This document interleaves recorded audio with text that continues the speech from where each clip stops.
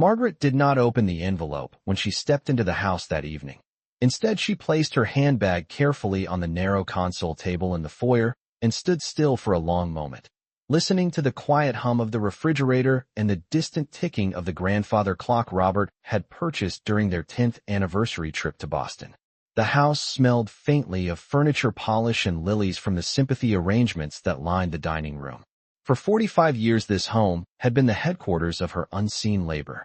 She walked slowly through each room, fingertips brushing the backs of chairs, the edge of the marble kitchen island, the framed certificates on the hallway wall that bore Robert's name in bold lettering, while hers never appeared.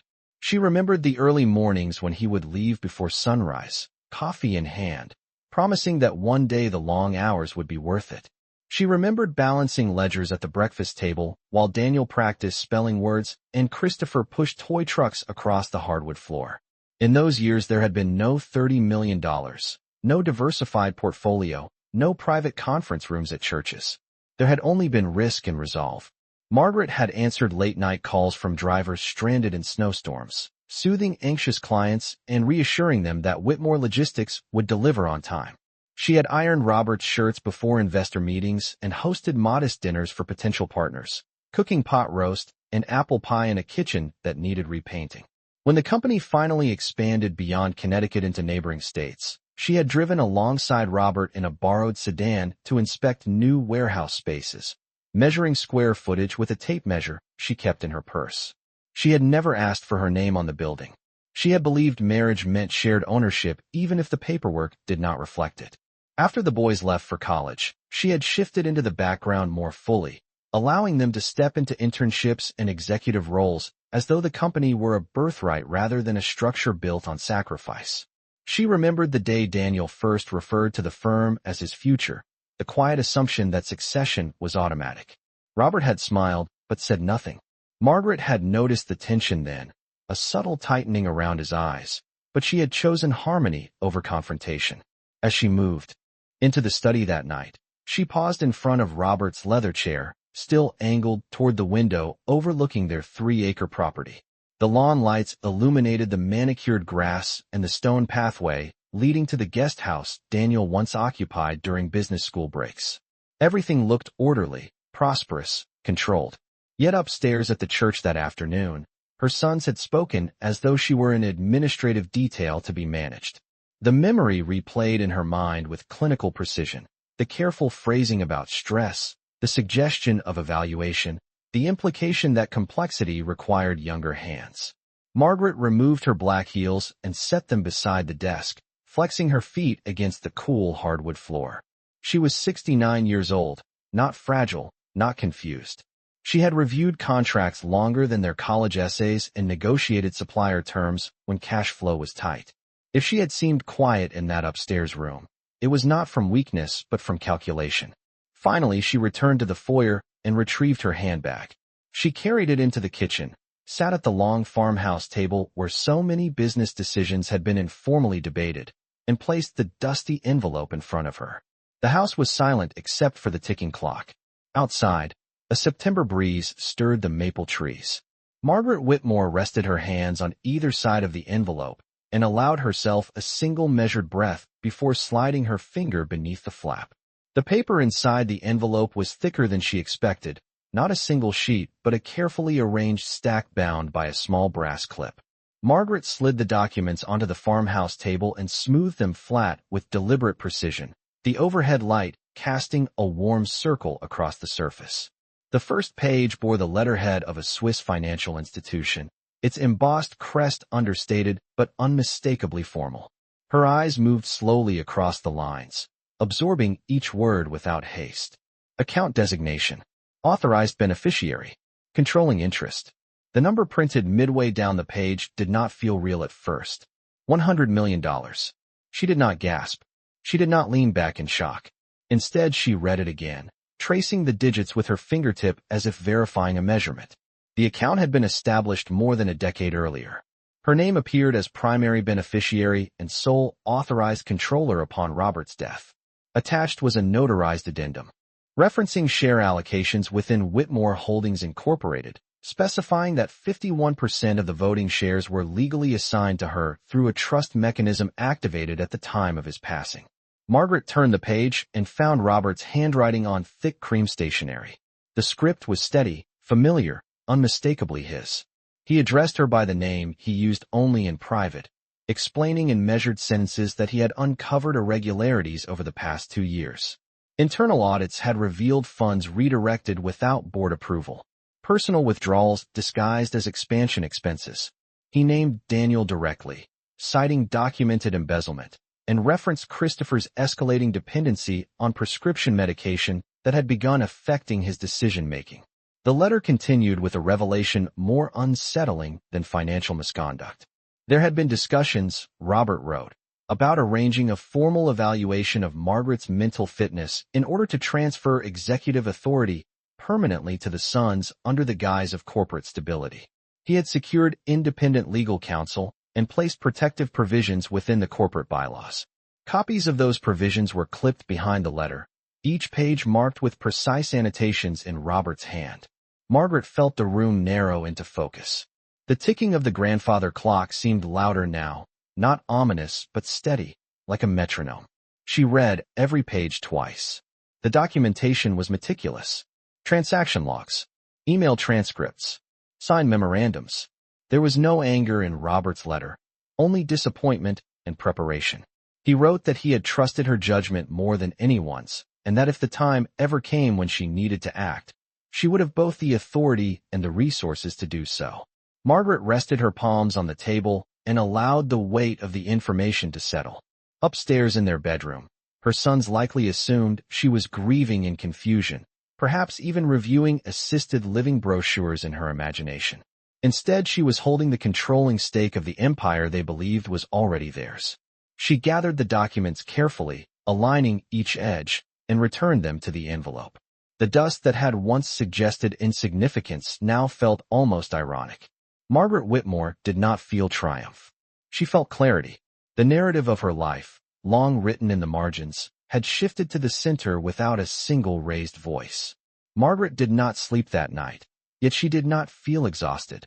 She felt alert in a way she had not felt in years, as though a fog had quietly lifted from the edges of her life. At dawn, she brewed a pot of coffee and carried a cup into Robert's study, the envelope resting beside her on the desk. Sunlight filtered through the tall windows and illuminated the framed photographs on the credenza, groundbreaking ceremonies, ribbon cuttings, annual holiday galas where Daniel and Christopher stood proudly beside their father, already dressed like executives before they had earned the titles. Margaret set her coffee down and opened the envelope again, laying out the trust documents and shareholder agreements with methodical care.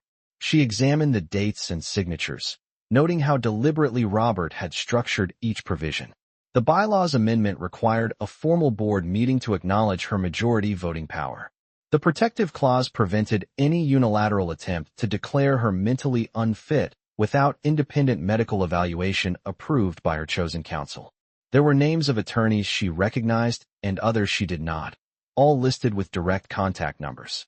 She retrieved her reading glasses and dialed the first number just after 8 o'clock, introducing herself without tremor. The attorney on the line, a composed woman named Elizabeth Harding, responded as though she had been expecting the call for months. Elizabeth confirmed the validity of the trust activation and explained that certified copies had already been filed with the appropriate authorities. Margaret listened, asked precise questions, and wrote notes in the margin of Robert's letter. By mid-morning, she had scheduled a private consultation at a downtown Hartford law office for the following day. When she hung up, she remained seated for a moment, absorbing the quiet authority in her own voice. Later that afternoon, Daniel called to discuss next steps for consolidating leadership at Whitmore Logistics. He spoke quickly, outlining plans to restructure management and transfer certain assets to a newly formed holding company. Margaret allowed him to finish. She did not reveal what she had learned. She simply informed him that no corporate decisions would move forward until a formal board meeting was convened and that she intended to attend in person. There was a brief silence on the line, a recalibration. Daniel responded with polite surprise, then cautious agreement. After the call ended, Margaret walked through the house once more, this time not as a grieving widow, but as a majority shareholder assessing property. She paused at the window, overlooking the expansive lawn, recalling how she once worried about the cost of fertilizing every acre. Now the land felt less like inheritance and more like leverage. She opened her laptop at the kitchen table and reviewed recent company reports, noticing inconsistencies that aligned with the documents Robert had provided. Expense categories inflated. Vendor contracts awarded without competitive bids. The patterns were subtle but deliberate. Margaret closed the computer and folded her hands, considering not revenge but correction. She understood that authority exercised impulsively would fracture what remained of her family. Authority exercised with discipline would restore structure. As evening approached, she selected a navy suit from her closet, one she had worn years earlier to a regional business conference when Robert insisted she join him on stage for recognition. She hung it near the door of the study, ready for the meeting ahead. The envelope lay once again on the desk, no longer dusty in her mind, but definitive. The son's believed succession had already occurred. They had mistaken her silence for surrender. In reality, Margaret Whitmore was preparing not to argue, but to assume control with the calm precision of someone who had always understood the numbers. The following morning, Margaret arrived at the downtown Hartford law office precisely at 9 o'clock, dressed in the navy suit she had set aside the night before, her posture composed and deliberate. The reception area overlooked the Connecticut River, sunlight reflecting off the water in quiet flashes as though the city itself were holding its breath. Elizabeth Harding greeted her with a firm handshake and guided her into a private conference room lined with dark wood shelves and neatly arranged legal volumes. Margaret placed the envelope on the table without ceremony. There was no need for dramatics. The documents spoke clearly on their own. Elizabeth reviewed each page again, confirming activation clauses, shareholder authority, and enforcement mechanisms. She explained that as controlling shareholder, Margaret possessed the legal power to call an immediate board meeting, initiate a forensic audit, and suspend any executive officer pending investigation. The process would be formal, structured, and entirely within the boundaries of corporate governance. Margaret listened carefully, asking about timelines, notification requirements, and potential resistance. Elizabeth answered each question with measured clarity, outlining how certified letters would be delivered and how voting rights would be recorded. By the end of the meeting, a sequence of actions had been established: board meeting within 48 hours, independent accounting firm retained, temporary freeze on large capital transfers. Margaret signed the engagement agreement with steady handwriting, noting how natural the motion felt. She had signed thousands of checks over the years. This felt no different, except for the scale. When she stepped back onto the sidewalk, the air carried the crisp scent of early autumn. Commuters hurried past, unaware that the quiet woman walking toward her car now held majority control of one of the region's most successful logistics companies. Later that afternoon, Daniel sent an email to the board proposing an accelerated restructuring vote. Margaret responded before he could circulate it widely. Her message was concise and direct, informing all members that as majority shareholder, she was formally calling a special meeting to review governance procedures and financial oversight. She attached the certified trust documentation and cited the relevant bylaw provisions. The tone was not emotional. It was procedural. Within minutes, her phone vibrated repeatedly as board members acknowledged receipt. Christopher attempted to call, but Margaret allowed it to go to voicemail. She preferred written communication at this stage. She returned home and sat once more at the kitchen table, reviewing a draft agenda Elizabeth had prepared. Item 1. Confirmation of controlling interest. Item 2. Appointment of independent auditors. Item 3. Temporary suspension of discretionary executive authority, pending review. Each line felt like a restoration of order rather than an attack. That evening, Daniel's second message arrived, more restrained than the first. He expressed surprise at the documentation and suggested they discuss matters privately before involving outside auditors. Margaret read the email carefully and then closed her laptop. The time for private conversations had passed the moment her competence was quietly questioned. She rose from the table and walked to the living room window, watching the porch lights illuminate the front walkway. For decades, she had operated behind the scenes, ensuring stability without recognition. Now stability required visibility. She did not feel anger. She felt responsibility. The board meeting was scheduled for Thursday at 10 o'clock in the main conference room of Whitmore Logistics. Margaret Whitmore would not attend as a guest. On Thursday morning, Margaret arrived at the headquarters of Whitmore Logistics 10 minutes before the scheduled board meeting, walking through the glass entrance doors with the same measured pace she once used when delivering coffee to early investors. The receptionist looked momentarily startled, then quickly composed herself and offered a respectful greeting. Word had already circulated through the building. Margaret acknowledged her with a calm nod and proceeded down the hallway lined with framed milestones of the company's growth. The first warehouse lease, the first fleet expansion, the ribbon cutting of the distribution center in New Haven. For decades, she had walked these halls quietly. Today she entered the main conference room before anyone else, placing a leather folder neatly in front of the seat at the head of the table. When Daniel and Christopher stepped inside moments later, their expressions carried polite confidence, as though they still believed this meeting would proceed according to their expectations. Several board members followed, exchanging restrained glances. Elizabeth Harding arrived shortly after, taking a seat beside Margaret without fanfare. At precisely 10 o'clock, Margaret called the meeting to order. Her voice was steady and unhurried. She began by presenting certified documentation confirming her 51% controlling interest, sliding copies across the table to each director. The room grew noticeably quieter as pages were turned. Daniel attempted to interject, suggesting procedural clarification, but Margaret raised a hand gently, not to silence him in anger, but to maintain order. She cited the specific bylaw provisions granting her authority to convene the session and outlined the agenda already distributed. Item 1 passed without opposition after verification of the trust activation. Item 2 initiated the appointment of an independent accounting firm to conduct a comprehensive forensic audit covering the past 3 fiscal years. Christopher shifted in his chair, his earlier composure thinning. Margaret did not look at him directly. She focused instead on the directors who had served alongside Robert for decades. They understood governance. They understood risk. When the motion to temporarily suspend discretionary executive authority pending audit review was introduced, Daniel objected formally, asserting that such action could damage market confidence. Margaret responded evenly that transparency preserves confidence more effectively than concealment. The board voted. The majority sided with her. The resolution carried. No accusations were shouted. No dramatic declarations were made.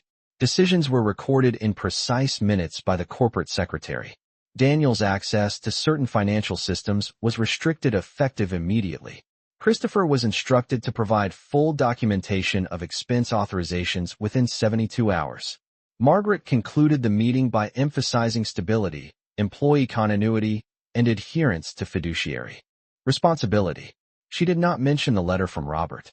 She did not reveal the full extent of the Swiss account. Those elements were safeguards, not weapons. As directors filed out of the conference room, some offered her brief, respectful nods that acknowledged not sympathy, but leadership. Daniel lingered, his voice low when he finally spoke. He asked when she had decided to do this. Margaret met his gaze for the first time that morning and answered quietly that she had not just decided. She had prepared. Then she gathered her folder, stood from the head of the table, and walked out of the room not as an overlooked widow, but as the controlling authority of Whitmore Logistics. The audit began quietly but moved with the steady force of gravity, pulling records, receipts, and internal correspondence into careful examination under fluorescent conference room lights. Within a week, the independent accounting firm delivered preliminary findings to the board, documenting unauthorized transfers disguised as operational adjustments and a pattern of discretionary withdrawals approved without full disclosure. The numbers were precise. They did not accuse. They simply revealed. Daniel attended the review session with controlled composure, insisting that the transactions were strategic reallocations designed to protect liquidity during volatile quarters. Margaret listened without interruption, her hands folded neatly on the polished table. When the auditors referenced personal accounts linked to corporate funds, the room shifted perceptibly. Christopher avoided eye contact, his earlier confidence replaced by quiet tension. Margaret did not raise her voice. She asked one question: whether restitution could be structured without immediate public litigation. The auditors responded that repayment plans were feasible if agreed upon formally and documented under legal supervision. That afternoon, she met privately with both sons in the same conference room where they once celebrated record profits. She placed the summarized audit findings between them and spoke evenly, outlining the options. Full cooperation would allow the matter to remain internal, with structured repayment schedules and mandatory oversight. Resistance would trigger broader legal exposure that could jeopardize the company's reputation and their professional futures. Daniel attempted to frame the situation as misunderstanding, suggesting that rapid expansion sometimes blurred procedural lines. Margaret replied that procedures exist precisely to prevent blurring. Christopher, quieter now, admitted that personal pressures had influenced certain financial decisions. Margaret acknowledged that pressure does not excuse misrepresentation. She then addressed another matter with equal calm. She required Christopher to enroll in a reputable rehabilitation program, not as punishment, but as protection for both him and the company. She had already consulted a medical specialist in Hartford and secured a confidential placement. The condition was non-negotiable if he wished to retain any future leadership role. The conversation lasted less than an hour. There were no raised voices, only the steady exchange of accountability. In the weeks that followed, repayment agreements were signed under attorney supervision. Daniel liquidated certain personal investments to begin restitution.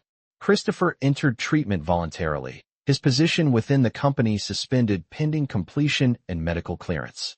Margaret authorized the auditors to continue their full review while implementing interim governance reforms that tightened authorization thresholds and required dual signatory approval for significant expenditures. Employees were informed that new oversight measures were being introduced to strengthen transparency and stability. There was no mention of family conflict in the internal memo. Business continued. Trucks departed warehouses on schedule. Contracts were honored. Clients noticed no disruption. At home, Margaret reviewed progress reports in the evenings, seated at the same kitchen table where she once calculated grocery budgets during lean years. She did not experience satisfaction in her son's discomfort. She experienced resolve. Consequences, she understood, were not acts of revenge but instruments of correction. She had not dismantled her family. She had drawn boundaries around it. The empire Robert built was no longer drifting under assumptions of entitlement. It was anchored in governance, accountability, and the steady authority of a woman who had always understood its foundation. Autumn settled over Connecticut with a quiet authority that mirrored the transformation inside Whitmore Logistics. By late October, the independent audit had concluded, confirming repayment schedules were active and compliance measures fully implemented. Margaret shifted her focus from containment to construction. She appointed an interim chief operating officer with decades of industry experience, a disciplined executive named Thomas Avery who valued transparency over bravado. She restructured internal reporting lines so that no single department operated without cross-verification, and she instituted quarterly ethics briefings for senior management, not as symbolic gestures, but as operational standards. Employees who once viewed her as a ceremonial presence began to see her at distribution centers and strategy meetings, listening more than she spoke, asking precise questions about fuel efficiency, driver retention, and warehouse automation. She walked the concrete floors in sensible shoes, measuring not square footage this time, but morale. The company's performance stabilized under the new governance framework. Clients responded positively to enhanced accountability policies, and long-term contracts were renewed without hesitation. Margaret approved investments in updated fleet technology that reduced emissions and lowered maintenance costs, understanding that sustainability was not a trend but a responsibility. At home, she continued to receive progress updates regarding Christopher's rehabilitation program and Daniel's structured repayments. She required written reports, but did not hover. Accountability had been established. Now consistency mattered more than confrontation. In early December, she convened another board meeting, this time not to discipline, but to define vision. She outlined a 5-year plan emphasizing ethical expansion, employee development, and community engagement. The directors listened with attentive respect, recognizing in her presentation the strategic clarity that had once belonged solely to Robert. Yet her approach carried a distinct difference.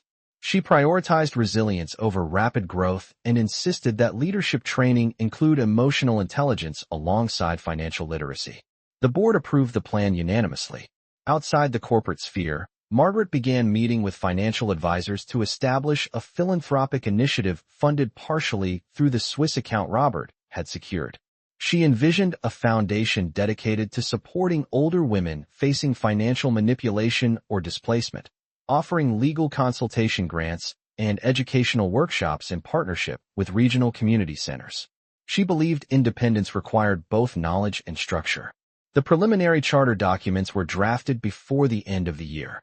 One evening, as winter lights illuminated the Whitmore home, Margaret stood in the living room reviewing architectural renderings for a new employee training facility adjacent to the main warehouse. The design was modern yet practical, reflecting stability rather than extravagance. She realized that for the first time in decades, decisions carried her signature not as a courtesy, but as authority. She was no longer navigating shadows behind another name. The empire continued to operate, not as inheritance claimed in haste, but as an institution recalibrated under disciplined stewardship. Margaret Whitmore had not dismantled what her husband built. She had refined it, aligning power with principle and transforming a moment of attempted exclusion into a foundation for enduring purpose. The audit began quietly but moved with the steady force of gravity, pulling records, receipts, and internal correspondence into careful examination under fluorescent conference room lights. Within a week, the independent accounting firm delivered preliminary findings to the board, documenting unauthorized transfers disguised as operational adjustments, and a pattern of discretionary withdrawals approved without full disclosure. The numbers were precise. They did not accuse. They simply revealed. Daniel attended the review session with controlled composure, insisting that the transactions were strategic reallocations designed to protect liquidity during volatile quarters. Margaret listened without interruption, her hands folded neatly on the polished table. When the auditors referenced personal accounts linked to corporate funds, the room shifted perceptibly. Christopher avoided eye contact, his earlier confidence replaced by quiet tension. Margaret did not raise her voice. She asked one question: whether restitution could be structured without immediate public litigation. The auditors responded that repayment plans were feasible if agreed upon formally and documented under legal supervision. That afternoon, she met privately with both sons in the same conference room where they once celebrated record profits. She placed the summarized audit findings between them and spoke evenly, outlining the options. Full cooperation would allow the matter to remain internal, with structured repayment schedules and mandatory oversight. Resistance would trigger broader legal exposure that could jeopardize the company's reputation and their professional futures. Daniel attempted to frame the situation as misunderstanding, suggesting that rapid expansion sometimes blurred procedural lines. Margaret replied that procedures exist precisely to prevent blurring. Christopher, quieter now, admitted that personal pressures had influenced certain financial decisions. Margaret acknowledged that pressure does not excuse misrepresentation. She then addressed another matter with equal calm. She required Christopher to enroll in a reputable rehabilitation program, not as punishment, but as protection for both him and the company.